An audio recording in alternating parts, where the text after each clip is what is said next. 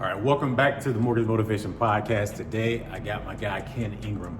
Ken Engram is with Samson Properties, and he's gonna stop by here and hang out for about 40 minutes. He has a new project that he's doing in 2025, and I'm so excited to hear about it. So let's talk to my guy, Ken Engram. Let's get it.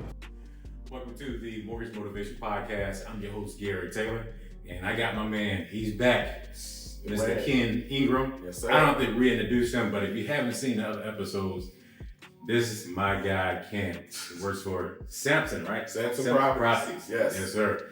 And a little backstory on us. We met years ago doing a transaction together. Yep. New home construction. New home construction. Yep. Yeah. That was a fun deal. I kind of remember a little bit, but this dude, he's like, yo, man, you a cool dude. I'm trying to be your homie. You know what I'm saying? I'm like, I know, man. It happens all the time. Like, well, the thing about this in Delaware, you don't meet many cool people. Yeah. So, when you meet them, you gotta lock into them. You know? Like, yo, man, let's hook up. You're my friends. Yeah. You want to ride bikes together? Yeah, right. That's exactly what it is. Nah, but seriously, so Ken, obviously he's a realtor, but on the side of that, he's husband, father, great father. He stays busy in the community. He loves to travel, obviously. Yes. You know what I mean? Yes. And unfortunately, he's a what? Yeah, he's a Commanders fan. Make sure you get that. Absolutely. Jaden Daniels. But see, the thing is, he didn't feel comfortable putting it on the top of his head. You know what I'm saying? Because he feels bad that these boys here got with him on Sunday. You know what I'm saying? It's always one, man. That's ridiculous. But he's wearing the green, so I give him a pass. I wore it for him. Yeah. I wanted to show him that I'm serious about y'all won. You can have it. But we will be back next year. That's right. Blow the whistle. And you look like, blow the whistle's not that. No, man. You only brought two short back. From a guy from San Francisco. Like, oh my goodness. It's all right. I like what Gilly's doing though, man. Gilly's bringing energy to the city. Oh, absolutely, man. Y'all look to good. Me, it's a big party, right? It is. It just sucks that it was on us. Yeah. I mean, trust me, I didn't have high hopes for us winning, but I would appreciate a better, score. 55 points was a little hard. Man, we didn't expect that either. No, I know. But hopefully, you guys win, because I don't want Patrick Mahomes to get it up. There we go. So you hear that first. Yes. Ken is going for the birds. I'm wearing green, plus Delaware's a happier place. There you go. When the Eagles are winning. Oh, they're going to tear Philly down no matter what. Yo, you see the dude that fell off the pole? I still can't get over it, yo. You talking about the guy that died? He passed away? Yeah. Kid, 18 years old, man. Yeah, see, the only problem I have with that is, what do you do if you win the Super Bowl? Like, y'all just won the championship and y'all are doing this. What happens? Philly just won a party, period. Okay, all right. Just won a party, period. It's all right. I got Josh Harris now from the 76ers. Yeah. So I got a little bit of affiliation with Philly. You ever notice the Sixers didn't say congratulations to the Eagles, Well, I mean, hey, Josh Harris, baby. Good job. Yeah. Come on to DC. We need you. Rebuild the Wizards now. One ticket. But yeah, man. So Ken, he decided to come through, hang out at Affluent Studios. I call it Affluent Studios. Yes. Mortgage Motivation Podcast Studios backdrop. You know what I mean? But so I know you got a few things that you're working on this year. Yes. You know what I'm saying? So tell the viewers all about what Ken Engram got going on in Delaware, Maryland, Virginia, right? Absolutely. Well, right now my main focus is action over auction. And what that stands for is helping people that have equity in their properties get out of the foreclosure process by selling their property and walking away with a little money. See, a lot of people don't understand that even though you're going through a foreclosure, let's say you bought your house in 2005. Well, now in 2025, you may have $300,000 worth of equity. Yeah, you haven't paid your bill in the last year, 18 months, 2 years. However, if you meet with a realtor and you guys can sell your property, you'll actually walk away with a check as opposed to the bank just taking it and you get nothing. Right. And I feel like a lot of people don't know how this process works. And I tried to explain to them like, hey, listen, not only do you have equity, but once we put your property on the market, the actual foreclosure attorneys will give me up to 90 days to sell your property, whether it's a short sale because you owe less. But a lot of the guys that have equity, they don't know. They just say, ooh, they're foreclosing on the house, I'm moving out. Right. So right now I've been putting a heavy emphasis into that because one, we need more properties to sell because we're still in that situation where we have more buyers and less houses to sell, which means that if you go by the laws of supply and demand, we got a high demand, low supply. Right. That means supply is higher. Mm-hmm. So I'm just trying to do my part because unfortunately, when it comes to certain people, they just think it's over, and it's not over. It's not even close to being over. Like a lot of people don't know, even if you're getting foreclosed on, you got up until 9:59 of the day of foreclosure because foreclosures are at 10 a.m. You can pay that mortgage back. Right. So I got a guy right now, he owes $80,000 on a $150,000 home that he could renovate and fix up and make $350,000. So I put him with one of my investors to say, hey, look, man, you can stay at the house. Right. I'll pay the 80. You just sign the deed over to me, and then we roll from there. Gotcha. So it's just about being creative because in this space right now, we have a lot of agents that are just new construction, high-end, first-time home buyers, and what I'm doing is I'm trying to get a little bit of everything.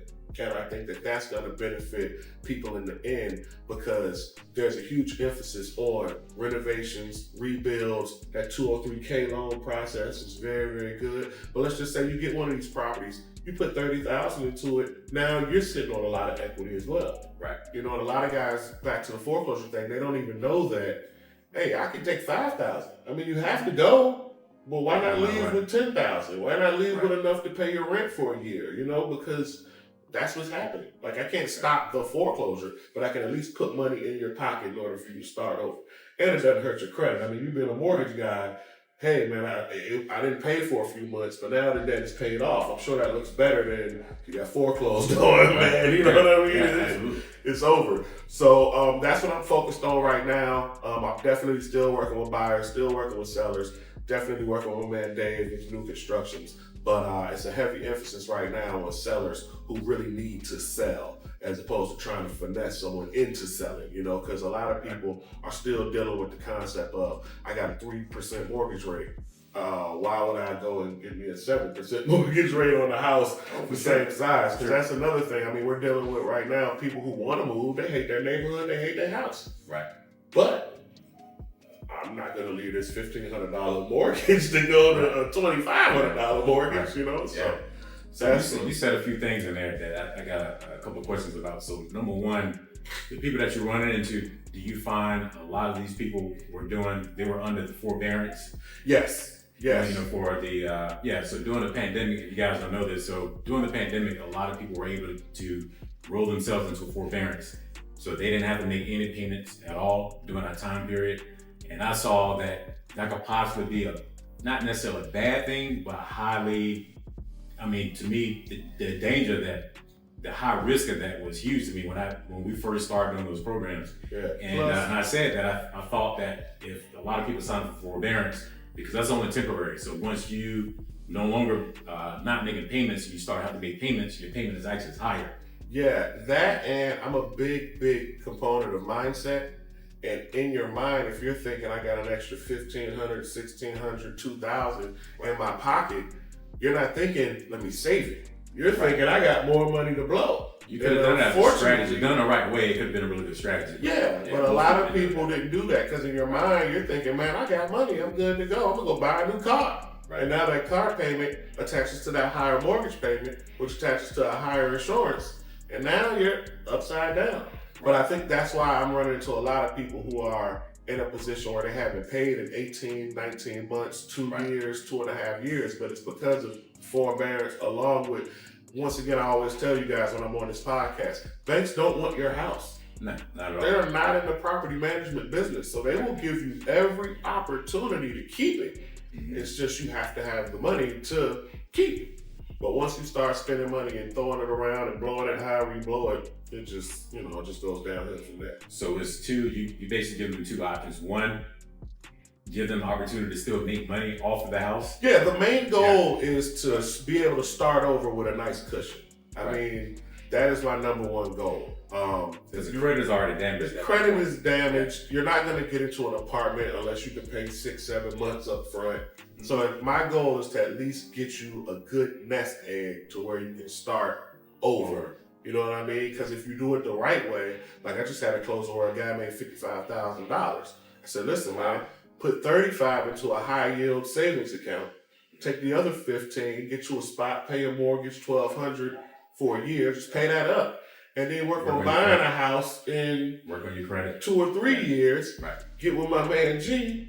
I got $30,000 in the bank. My down payment, I may have to go conventional, FHA, whichever one's the shorter waiting period, but at least, you know what I mean? You can roll with it. Right. So that's really my main goal, man. That, and a lot of people don't understand that the house still belongs to someone. Right. Like I've got 2 or 3 people right now that live out of state, and someone has passed away and left them the property. Mm-hmm. They ain't paying it. They didn't even know they owned it. That inheritance. So, yeah. Right. You know, now it's up for foreclosure. And they're like, I didn't even know it was mine. Right. Now, granted, it doesn't take a hit on that person's credit. However, that's still equity that you can have to do what you need to do as far as whatever you might want to do. And just knowing your options. And I think a lot of people just don't know their options. Yes. So, you know, reaching out to Ken to figure out what options are there. There's a few things you said, man, that really caught my attention in there. So that was the first option for them to sell the property. Sell the property. And then or we could have some type of cash flow. Yeah. Or they can stay in the house. The investor comes in there, I guess, do a little rehab. Do a little rehab, pay up the mortgage. Continue to stay in the property. You just stay in the property. Right. And then in 3 months, do the FHA rules. I think it's 3-4 months, but then you're selling the property and you're still gonna make more off of it. However, You're paying the investor back his money, and you know what I mean? He'll put a little tax on it, but you got that option as well. Right, gotcha. And then also another thing, nugget I heard in that too, is if you're an investor and you're looking for these type of properties, it looks like Ken found a way to gain access to these leads that's coming in. Yeah. So getting with him, so you can either flip the property, yep, or you could do seller financing. You could do seller financing. You could You could do seller financing. You could do home equity lines of credit. I mean, you got a lot of options to where you can bring capital into the property, or you could just rent it back to the actual owner. I mean, once you take ownership, you rent it back to them. I mean, now granted, if they were paying, I don't know what type of tenants they'll be, but you have that option as well. Yeah, so that's good. So so the biggest thing there is what I'm finding what Ken is doing. He mentioned this earlier. You have a lot of people that just doing what everybody else is doing, right? Absolutely. But he found a niche, because what happens is when you're in sales or you're a producer, you got to find what is needed. Yep. In the market. And the same thing, my last episode I was talking about that. So you have to be able to pivot with the market. So it looks like, because he's transitioned from 2024 to 2025, he's doing something that is definitely needed. So I think that was dope that you even came with that idea. So how did you even come up with the idea to kind of go with that niche? Well, I ended last year pretty bad. I didn't sell as many homes as I wanted to sell. I didn't make as much as I wanted to make, but I wanted to figure out what is going on in the future. And I've noticed that there are a lot of people with this economy. One, if it comes down to am I going to eat or am I going to pay my mortgage, 9 times out of 10 they're going to eat. But I found myself just thinking, what are we doing with these properties? Because these lists that come out, they come out 3 months in advance. So you've got more than enough time to actually meet with the clients and talk to them. But I think really it made me just step back and say, what is real estate going to look like in the future? Because once again, the higher these interest rates get, you're going to find people that are going to buy these $600,000 and $700,000 homes, but the $300,000 and under range, it's not a lot out there. So I just start brainstorming and saying, what could I do to kind of still attract the volume? I'm mean, still attract the buyers, but still keep the same volume that I'm accustomed to. Right. And I just came up with, where would there be sellers that are back against the wall, they need to sell. And that's where I came up with it, you know, and it's just a matter of now just getting with the right people, getting with the right attorneys, getting with the right foreclosure attorneys as well as settlement attorneys, and just putting it together and building something. But I started third quarter of last year really hammering down on it, and not only was it successful, but I mean, it's brought me even more buyers as far as investors. And everybody likes cash buyers because it's a lot less to deal with. Right. So I came up with that just thinking out of the box, because the days of social media, which we talked about the other day, the realtors on social media and the access that people have or the followers, I feel like things are gotta get back to the way they used to be, where you're knocking on doors and actually shaking hands and kissing babies and meeting people. I feel like a lot of people think because I'm at a certain level in a social status, in a social media status, that doesn't take away from the guy who's still gonna do the grunt work. And you know me, G, I'm a hustle regardless, but I just felt like that was where the next wave of things was gonna come. Gotcha.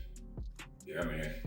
That's dope. So that's something else you said earlier. Okay, so if you say you had a buyer. Well, let me ask this question first before I go into that.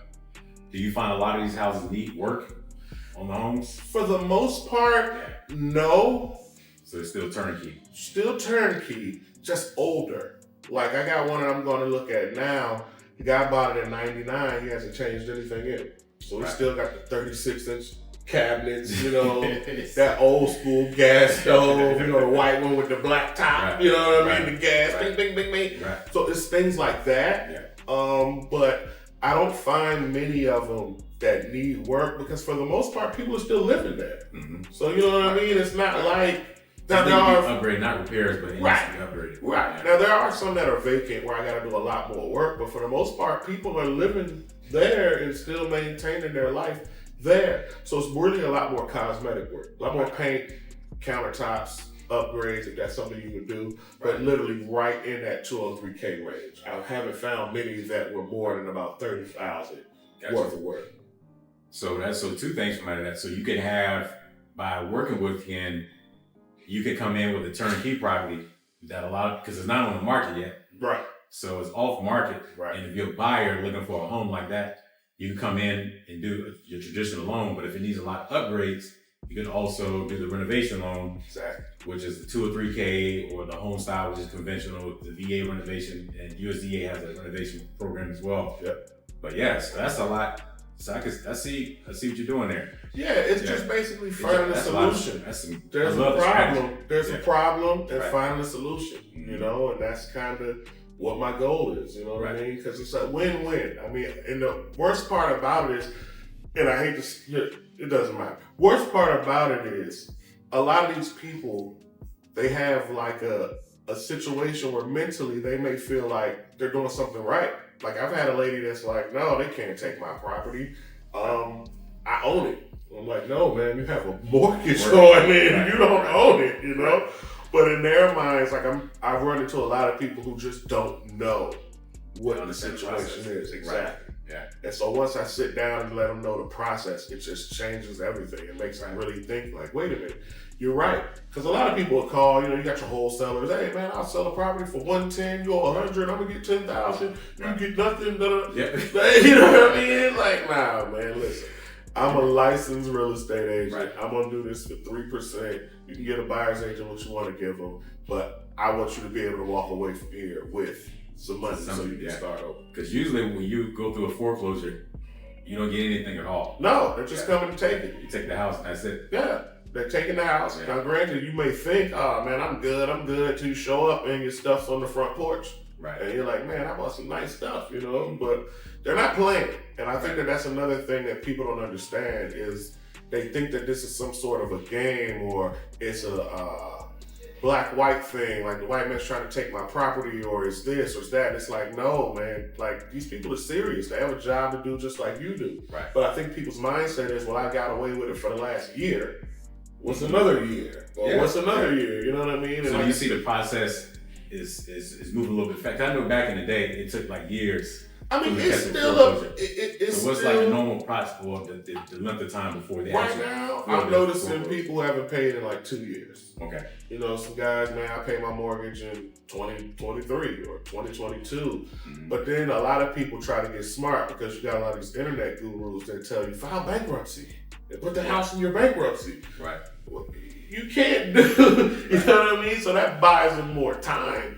But in the end, it's still not worth, you know what I mean, what you're gonna deal with it on the front end. I mean, on the back end. So Gotcha. Nah, but I definitely like that strategy, man, because there's so much involved in just what you came up with that, and to me, just bringing in more buyers, more sellers. You work with investors. you still have to work with first-time home buyers. You're doing renovations. There's a lot that's tied. Yeah. Plus, I feel like I'm helping the community. Not to cut you off, but I feel like you did cut me off. I know I did. Sorry. But I feel like it's not sure, but it's okay. Hey, you brought me. But I also feel like I'm helping the community. I mean, how many times have you rolled by a vacant house with bushes growing all over? It's got moss and stuff all over it. I feel like I'm helping a neighborhood actually get someone that's going to come in and take care of the property. It's going to actually help your equity and your values as well, you know, because no one wants to ride by a house that's all just nasty looking. Kids are broken in, they're spray painting the walls, doors are hanging off, windows are broken. A lot of neighborhoods have a house like that, or you've seen a home like that. So it's like, hey man, let's get it in, let's fix it, let's get somebody in here that's actually going to take care of that property. So I feel like I'm helping out communities as well. Oh no, you definitely are, for sure. So if I was to direct a client to you, to me, who would be your ideal client to work with Ken Engram? Honestly, it doesn't matter. I'm flexible, man. I like Bruce Lee say, I'm like water, man. I can get anywhere, anyhow. I just think if you were going to direct a client to me, one, we need to figure out what they're actually looking for. You know, you have clients that are, man, I just want to get property, man. I want to get into something. And you got people that, I need granite, I need this. You know, it just really depends. But the flexibility that I have now is, let's say you have someone who has less than perfect credit, and they're going to need 3 to 6 months to get that together. I can still show them a property and still say, this could be something that you can get into. Once I marry the investor with the actual homeowner, they can kind of customize the property for your said buyer. Right? And then you're in, and you're still getting what you're looking for as a buyer. So I think that it really just depends on buyer needs, where they want to live, and do they have the time to either wait, or do they just want to get in and get going? So it really just depends. But anybody, I'm working with anybody, whoever you want to say, I'm with it. So, but far as the save them from foreclosure, so what type of scenario did it be in? So someone that you know for a fact that they already been served the papers? Yeah, their name is literally on the list. Right now, the list is already up for March. Okay. We're in the beginning of February and January. So you're reaching out to them? I'm reaching out directly to them and saying, hey, listen, man, I know the process. I've done this before. I've got a great relationship with the attorney that's foreclosing on your property. Mm-hmm. Let me at least talk to them, get it on the market. Because once it's on the market, you can get another 60 to 90 days to stay there. Because 9 times out of 10, you really don't have anywhere to go just yet. Right. You know what I mean? So let me at least get you some sleep. You know what I mean? Because that's one of those things that's going to keep you up at night. You know? It's going to happen no matter what. Exactly. Right. But at least let me soften the blow. So that's kind of how I go about it. You know, I meet with them, I talk to them, I show them their options. You know, now some of them are just too far gone. You got some guys who bought like last year. Mm-hmm. So they're upside down. I mean, we still do deed lose short sales and stuff. But for the guy who's had this property, let's say since 2015 and before, you've got a lot of equity in that property. Mm-hmm. And those are the guys that I try to home in on because I want them to maximize their dollar. I got you. So do you foresee, and there's a chance you probably can't answer this one, but so say if somebody else was in a situation, mm-hmm. they say, you know, I want to continue to live here. Mm-hmm. The investors come in, mm-hmm. Of course you sign your deed over to the investors. I get that part there. If they want to continue to live there, so say they continue to live there for like 2 years, but now they want to take back ownership of the property. Is there a way that you can gain access to the property again? I think you would have to, I'm not really sure. I mean, honestly, I haven't had that situation yet. Most people are kind of like, man, I just need some money so I can start over. But I'm sure that there's got to be a way to where, hey, you can talk with someone, get another loan, purchase the property, like refinance. Right, like a refinance type of deal. But yeah, most of the people I talk to, because Delaware is such a transit state, are people from New York, from Philly, from Maryland. And they're like, man, I just need some money. I'm going home or I'm going here. Right. Because keep in mind, foreclosures usually come with a different story, whether it's I lost my job or I got hurt at work or my wife left me. And you know what I mean? They don't want to be at that property because it's just going to bring up bad memories. Internet word is triggering. You know what I mean? So a lot of people don't want to stick around for that type of thing regardless. So a lot of people, like I said, I haven't had anyone that says, hey man, I want to stick around and stay here and you know, I want to chill. So yeah, because that list that you have, they're already in foreclosure. So they are served. There's no way to save it. No. So with that being said, to answer something you mentioned earlier, the quickest, there's 2 loans. The fastest way that you recover from a foreclosure, that would be the VA loan and the FHA. Correct. So not to get into too much of the details there, so that could be 2 to 3 years. There's a lot of that is scenario based. So but that's the question I would have for you, because essentially, if it's foreclosed on, then you have to wait the 2 to 3 years. But if you sell it prior to foreclosure, it's still counted the same. It's still counted as a foreclosure? Because even if you do a short sale foreclosure, it's basically the same. Gotcha. You know, and what I always advise, because there's a lot of nuances with answering that question. So if you're in that situation or you find yourself that this happened to you before, unfortunately, you have to reach out to somebody and have to find out exactly what happened, get the dates and stuff like that, and I can tell you exactly. So it's not a black and white answer to that one there. There's a little bit more involved. Yeah, so we have there's a waiting period that's set up, but there's like I said, a couple of things that have to be answered. Gotcha. To get yourself out of that. So yeah. Okay. Yeah. I thought you had another question on that. Yeah. No, I do. I was just thinking to piggyback off of that. Like, I do have people who actually save their property from foreclosure, but like you said, I guess it still goes on your credit as you haven't paid it because they're already considered foreclosed. You're already foreclosed. Right. Okay, so you're okay. Gotcha. And then also with that, if you already on the foreclosure, then it'll also go with the date that it was sold to the new buyer. Gotcha. To the new buyer. Right. New buyer. Yeah. So, right. Yeah, definitely something to, you want to reach out to me. We can discuss that and find out what you have going on, the scenario itself, and then I can tell you what's your waiting period is what they call that. What's your waiting period? And then we can take it from there. But typically, FHA and VA is going to be your quickest turnaround from foreclosure or short sale. Yeah, so I got that, and then, now I'm working on, I've even evolved this into pre-foreclosure, because you got guys who haven't paid in 3 months, like, oh man, things are a little shaky right now. Hey, listen, you got equity, my man, so let's talk about that as well. So that's, I'm starting to get into that, but right now I'm really hammering on the now or never. Right. And with a pre-foreclosure, you still have a shot. Yeah. Because now you just have to wait, in that situation, it's still different. So the person start making their payments, then they still have some options there to keep the house. But in your situation, the sign is on the door. My situation, the sign is on the door. The sheriff is saying, hey, listen, we're coming in here. Right. You're going to be sold on this date at 10 a.m. Right. So. Gotcha. Yeah.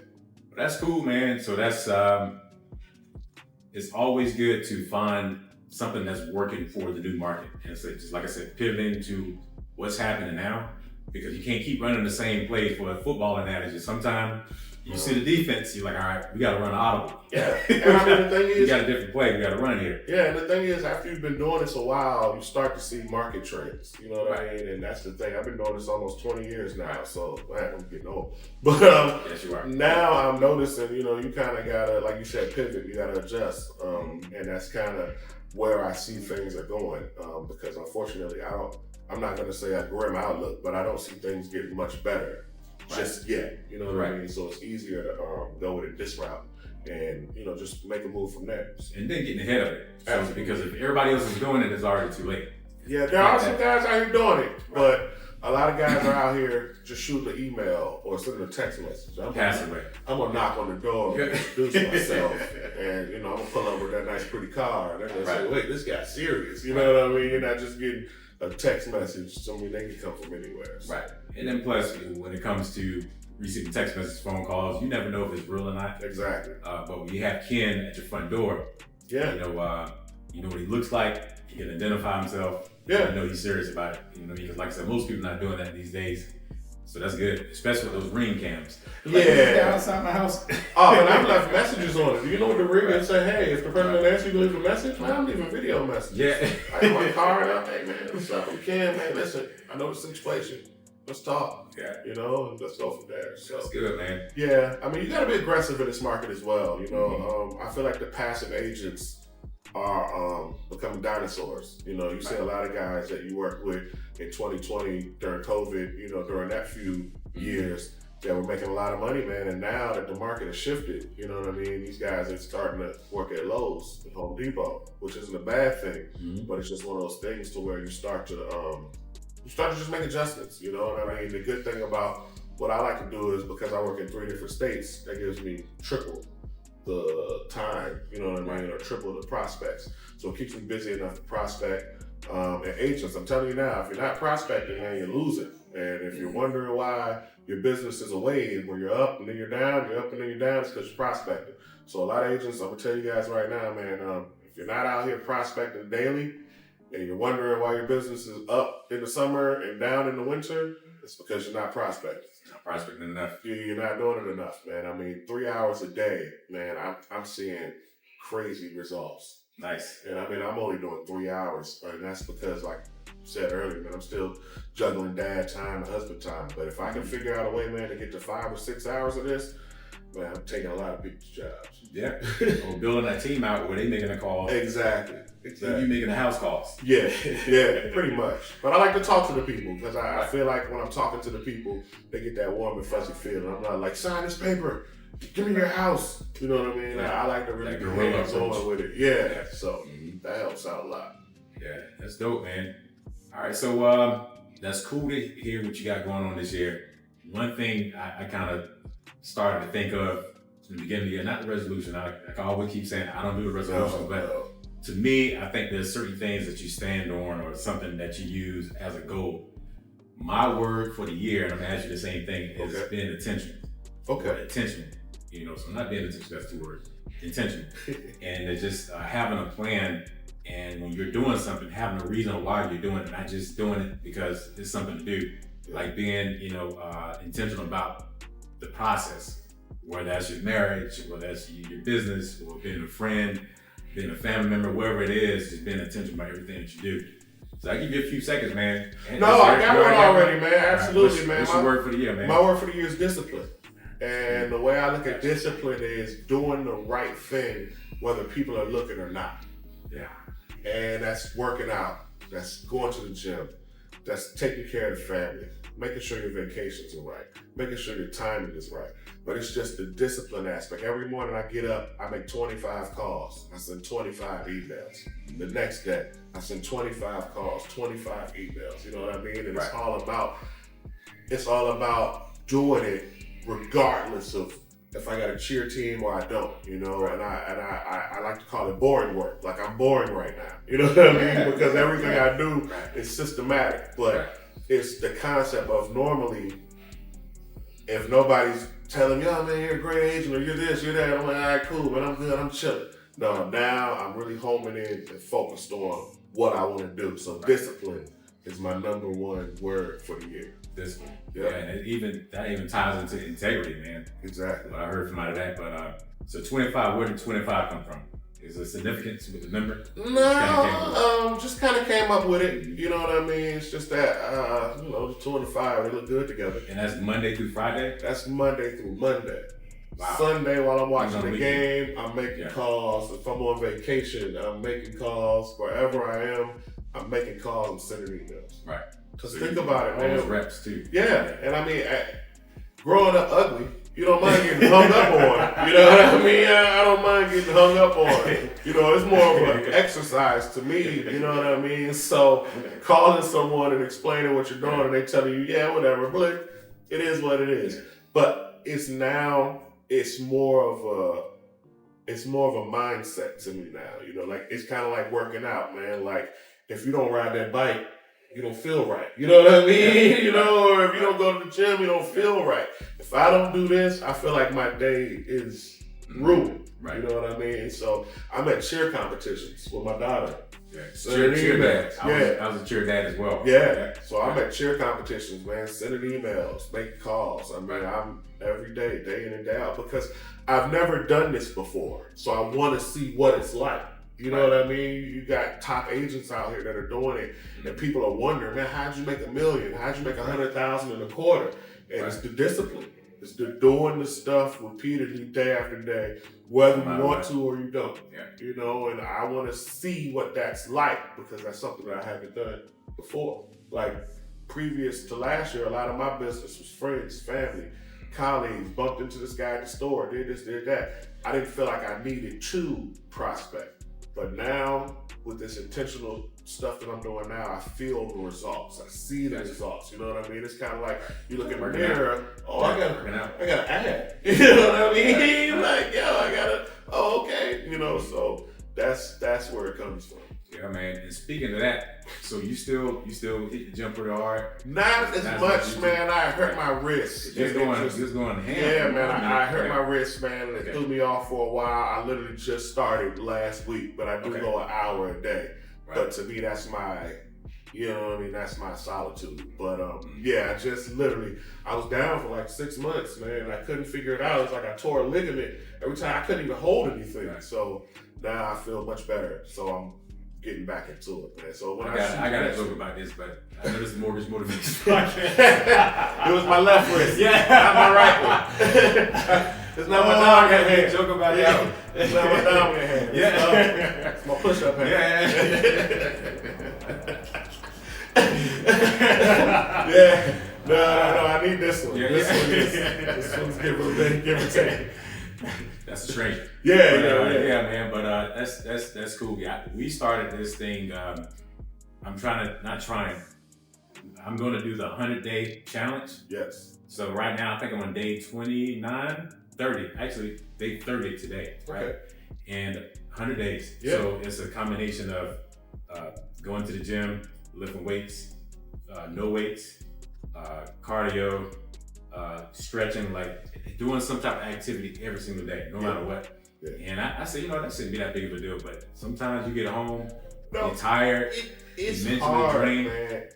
but it feels good when you still complete something no matter what. Like you said, being disciplined. Yeah, I mean, I think that it is hard, but I feel like that's what life is about, man. If life isn't hard, then you're really not pushing yourself to those limits. Right. And I know the results. Like, I mean, I've gained 25 pounds by not working out. Whereas, you know what I mean? Now I know, hey, I can lose 25 pounds by working out. Right. I just feel like, once again, man, it's the discipline. Like, this year is year of discipline, man. Do what you gotta do. It's not the easiest. It's definitely not something that you look forward to doing. Mm-hmm. And a lot of it is just the time frame. Like, some people get up 4:45 in the morning, hit the gym 5 a.m. Right. I'm not that guy. Yeah. My day starts at 8:30. You know what I mean? Like, people know. Right. Don't call me before 8:30, bro. Like, and from 8:30 to 9, I'm drinking coffee, watching Sports Center. You know what I mean? I'm really gonna hit the ground at 9. Everybody's different, man. That's absolutely. You gotta do what works for you. I like to do it that way because it doesn't interfere with the rest of my day. And see, me, I'm a night guy. I have this thing in my mind now, 9 to 10:30. Whether it's 9 a.m. to 10:30 a.m. or 9 p.m. to 10:30 p.m. It's 9 to 10:30 is my workout time. Absolutely. Because a lot of people are like, man, I work out and I can't go to sleep. I can take a shower and go right out. You know what I mean? Right. So, but I like being there, man. So that's kind of what I'm on. Yeah, definitely. All right, man. Well, before we get out of here, IG, what's your man, look me up, man. Facebook, Ken Engram. IG, Ken_Engram. Your favorite realtor's favorite realtor. Yeah. I'm out there. I haven't really got funky with TikTok yet, but I'm working on it. But yeah. Well, TikTok is a little shaky these days, you know what I'm saying? Yeah. Like, I'm gonna put all this effort into TikTok, but how long is it gonna be around? So we'll see. Well, one thing about TikTok that scares me is I noticed an addiction, man. When TikTok went down for that 8 hours, man, people were really like crazy, withdrawals. I'm like, man, maybe I shouldn't be doing nothing like that. And that's another thing. I got an addictive personality, so once I get going, I'm going hard, man. 100%. So that TikTok thing. Once I seen what people were doing, I'm like, maybe I shouldn't. TikTok. That's a little too much time on my hands, man. So well, follow my man Ken on IG, on Facebook. One day he's gonna have TikTok. One day doesn't have it just yet. One day, not on LinkedIn, man. Yeah. Working on my YouTube channel because I do want to get more consistent with this as well. Absolutely. So yeah, man. Thank you for having me for sure. We're gonna continue this thing up because we want to go check out these properties. Absolutely. That he has, and we started.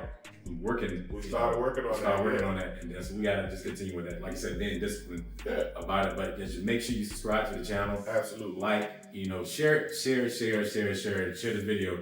I originally started a podcast for my clients, so they'll have kind of like a library of videos to go through, so they understand pre-approvals, what people go through as a buyer, what's a real estate agent, what's a mortgage broker, who's an attorney, and how this whole process works. Yeah. So for anyone that's not even just for foreclosures, but someone that's looking for an agent. Anything, man. Yeah. Listen, you want to buy, sell, rent, get you a lot, get you a farm, anything you want, man. Reach out to me. Man. And if I don't know, I'll figure it out. But yeah, even if you got a question about a house in your neighborhood, hey, Ken, this house looks crazy, man. What's going on with it? Get with me. I'll figure it out. I got a good team of people, man. It's like the FBI when it comes to finding out owners and phone numbers and emails. So just get with me. He's hungry for the business. Absolutely. You got a man himself, Ken Engram. Appreciate it. Come man. check us out, though, man. But yeah, thank you for checking out this episode, Mortgage Motivation Podcast. Yeah. And let's get with it. It's 2025. It's time to do some things different. Our body changes every single year, well, every single day, actually, every single second. You do the same. Absolutely. Thanks for having me again, brother. Absolutely, man. Appreciate it. Peace out, man. Yes, sir. And next time, he's going to be wearing an Eagles jersey. No. Yeah. No. Not even. I only want the cheese, man. I don't want nothing else. Yeah. So, All right, guys. Peace. Peace.